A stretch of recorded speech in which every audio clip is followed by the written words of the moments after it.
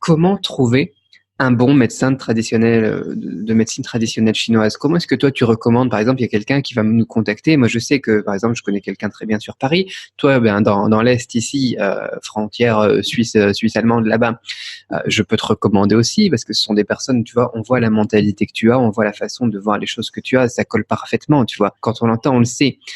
Mais malheureusement, ben, on les connaît pas tous, tu vois. Quand on voit une liste sur Internet, on va voir les pages jaunes ou je sais pas si ça existe encore ces trucs-là. Là. Ça existe encore quand je suis parti de France, mais les trucs comme ça, tu vois, les annuaires de praticiens. Toi, comment est-ce que tu recommanderais de rechercher un bon praticien? Comment les trouver? Où est-ce qu'ils se cachent? Justement, Cédric, ils sont cachés. C'est ça la difficulté. C'est que moi, par exemple, tu ne me trouves pas ni dans les pages jaunes, ni dans quoi que ce soit. Ce qui ne veut pas dire que je suis un excellent praticien. Moi, en termes de médecine chinoise, vu l'étendue de ce savoir plurimillénaire, je suis petit comme ça, hein, c'est petit scarabée, grand comme ça, mais moi, comme tu disais très justement, moi je suis comme la personne que tu as vue. Il y a des gens que je vois qui viennent au cabinet et je leur dis non, là il faut que tu consultes un médecin, là il faut que tu ailles faire une radio, là il faut que tu demandes l'avis de, voilà. Et c'est compliqué parce que j'allais vous dire, il n'y a pas de malheureusement et ce que je vais dire là, c'est vrai, vous le savez aussi pour la médecine occidentale, c'est pas le diplôme ou les années d'études qui font que ça va être il y a un bon praticien, puisqu'il y a des gens qui sont ultra diplômés, qui vont pas vous accorder de temps, qui vont vous traiter par-dessus la jambe. Pas parce qu'ils ont pas le temps ou parce que c'est pas la journée ou c'est pas, et vous allez pas forcément bien tomber. Pour autant, c'est pas des gens forcément incompétents, hein.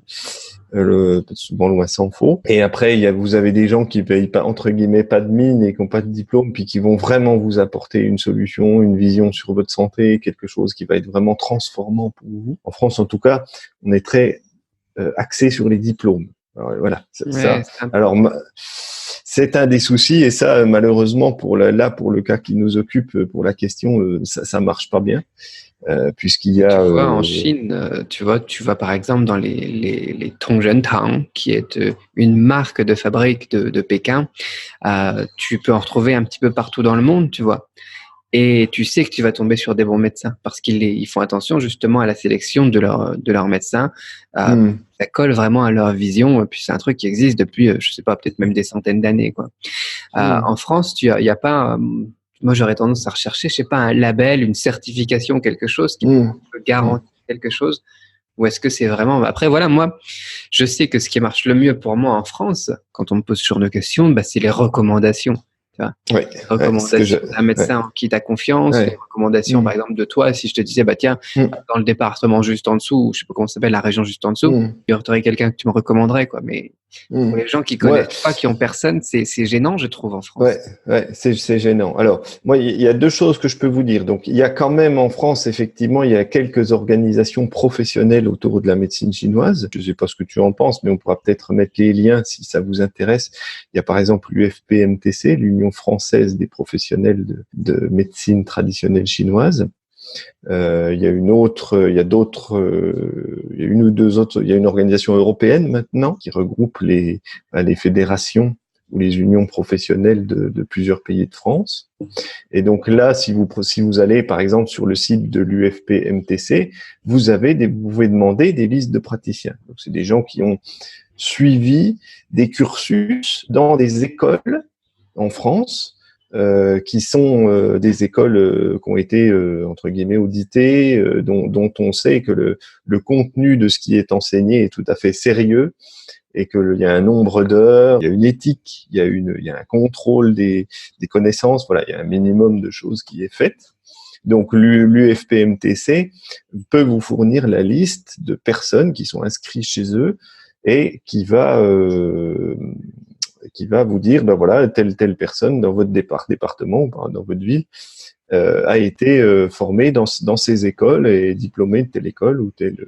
Voilà. Donc ça, j'allais dire, ça vous donne déjà un gage de qualité sur l'enseignement que la personne a suivi, et sur j'allais dire, sa pratique, si l'enseignement est de la médecine traditionnelle chinoise C'est en a eu. intéressant. Ça permet déjà, d'une part, Ça permet déjà de limiter des risques, tu vois. Oui, voilà, ça vous permet déjà de sélectionner.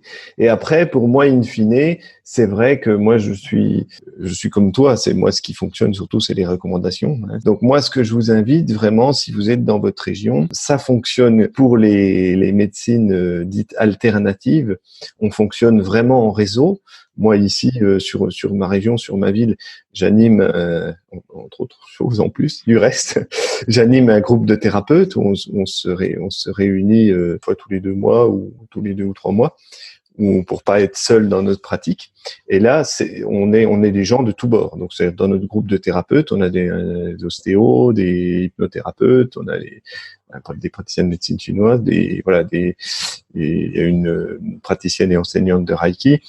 Et donc, voilà, nous, on fonctionne en réseau. Donc, si vous avez dans votre secteur, si vous connaissez un kiné, un naturopathe ou votre ostéopathe, posez-lui la question. Posez-lui la question à lui.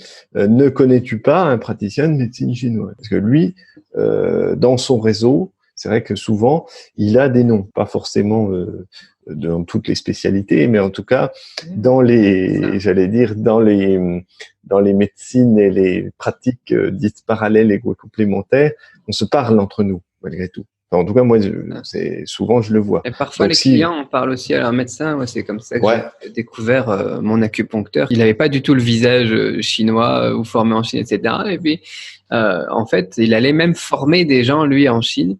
Et c'était mon médecin généraliste qui voyait que je souffrais quand même après quelques années que je commençais vraiment à plus en pouvoir. Et puis qui m'a dit tiens, moi j'ai eu plusieurs échos de patients qui sont allés voir cette personne-là pour notamment le traitement de douleurs chroniques et puis rhumatisme et compagnie. Tu vois, moi, c'est à peu près ce que ça me faisait comme douleur. C'était horrible dans l'épaule. Et c'est comme ça que j'ai découvert celui-là aussi, effectivement. C'est vrai qu'en parler avec les médecins, avec un médecin dans lequel on a confiance surtout, ou avec effectivement un ostéopathe, un kiné ou quelqu'un, même s'ils sont issus de la médecine occidentale, parfois, ils ont des recommandations à donner, effectivement. Bien sûr, ouais, bien sûr. Oui. Mais posez ouvertement la question. N'ayez pas peur. Il y a beaucoup de gens me disent, oui, mais j'ose pas en parler à mon médecin. C'est une erreur. Hein, parlez-en, parlez-leur et dites-leur ouvertement moi, j'aime beaucoup quand mes patients viennent chez moi et me disent, tiens, j'ai consulté un tel, il m'a dit ci, il m'a dit ça, parce que c'est aussi interpellant pour nous en tant que professionnels de santé. Ça montre que vous cherchez déjà des solutions et que vous êtes actif, et ça, je trouve ça vraiment chouette. Et moi, ça me dit que la personne est vraiment sur la bonne voie, en tout cas pour solutionner son problème, puisqu'elle est déjà active. Et en plus, je trouve intéressant, puisque l'autre, en tout cas pour moi, l'autre praticien peut aussi donner une vision, peut vous donner des tuyaux, bien sûr, sur des praticiens, sur des traitements, sur des choses comme ça. Et en plus, peut vous offrir aussi une vision différente de votre problème. Moi, j'aime beaucoup quand quelqu'un vient me voir et me dit, tiens, Laurent, tu sais, j'ai été voir un ostéo et pour ma douleur d'épaule, il m'a dit ci, il m'a dit ça. Et des fois, je me dis, tiens, moi, j'avais pas vu ça. Tiens, moi, j'avais pas pensé à ça. Et c'est vraiment ce fonctionnement aussi qui va nous permettre à tous d'avancer. Et pour vous, mais aussi pour nous. Donc, par relation recommandée.